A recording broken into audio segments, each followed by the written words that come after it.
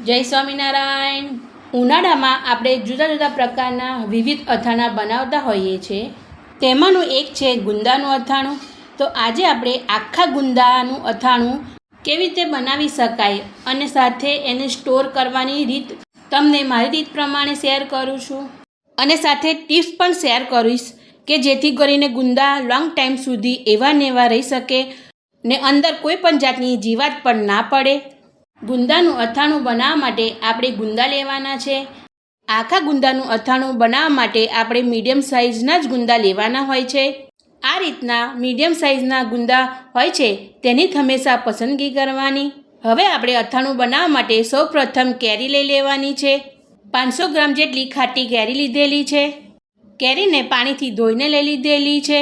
અથાણું બનાવતા હંમેશા ધ્યાન રાખવાનું કે કોઈ પણ જાતના રેસા વગરની જ આપણે કાચી કેરી લેવાની હોય છે। કેરીને પ્રોપર આપણે કોરી કરી લેવાની છે। ત્યારબાદ કેરીના ડીટાના ભાગને કટ કરી કેરીના નાના નાના પીસ કરી લેવાના છે।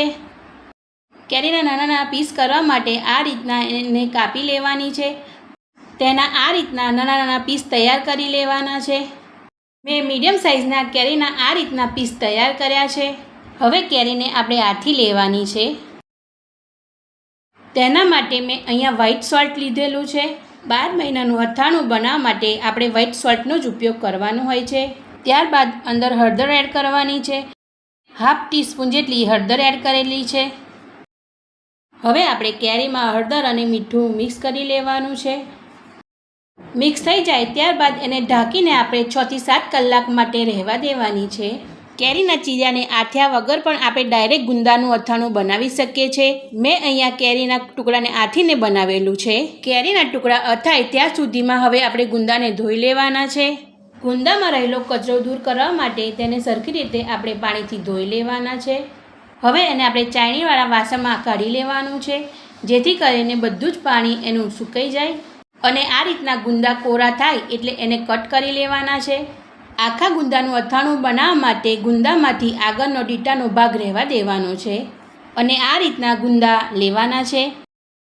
આ રીતે બધા જ ગુંદામાંથી આપણે ડીટાનો ભાગ રહેવા દેવાનો છે અને આ રીતના ગુંદા તૈયાર થાય છે।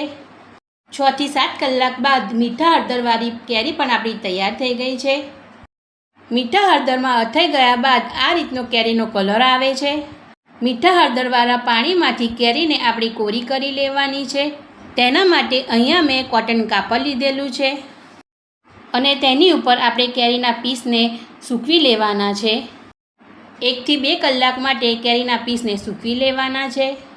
ત્યારબાદ આપણે કેરીના પીસને જોઈ લેવાના છે। આ રીતના પીસ સુકાઈ જાય એટલે આપણે એક બાઉલમાં એડ કરી દેવાના છે। બધા જ કેરીના પીસને મેં એક બાઉલમાં એડ કરી દીધા છે। આ કેરીના પીસની અંદર આપણે અથાણાનો મસાલો એડ કરવાનો છે।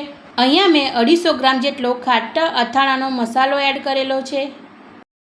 આ અથાણાનો મસાલો આપણે કેરીના ચીરિયામાં મિક્સ કરી લેવાનો છે। ત્યારબાદ હવે આપણે ગુંદાનું અથાણું તૈયાર કરી લેવાનું છે।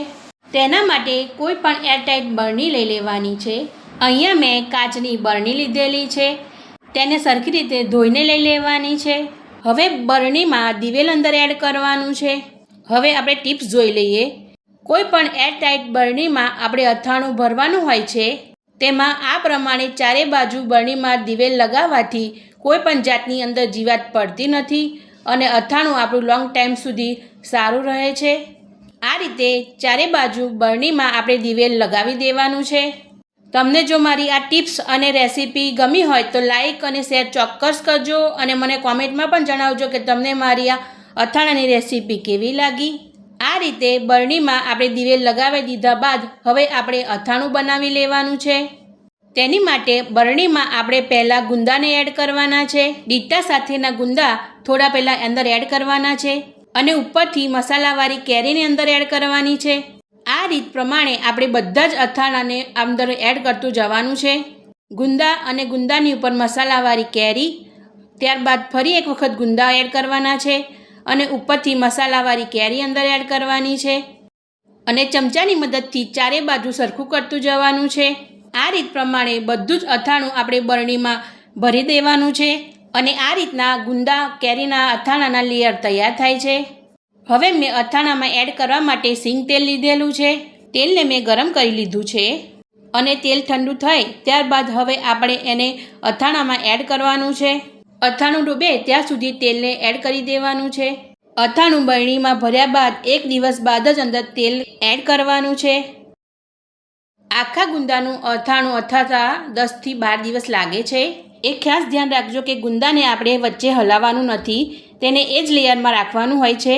10 થી 12 દિવસ બાદ આપણું ગુંદાનું અથાણું અથાઈ જાય છે અને આ રીતનું ગુંદાનું અથાણું તૈયાર થાય છે. તમે જોઈ શકો છો ગુંદાનો કલર એકદમ ચેન્જ થઈ ગયો છે અને અથાઈ ગયા બાદ ગુંદા એકદમ સોફ્ટ થાય છે. આખા ગુંદાનું 12 માસનું અથાણું આપણું તૈયાર થઈ ગયું છે, જે સ્વાદમાં ખૂબ જ ટેસ્ટી લાગે છે. Thank you for watching.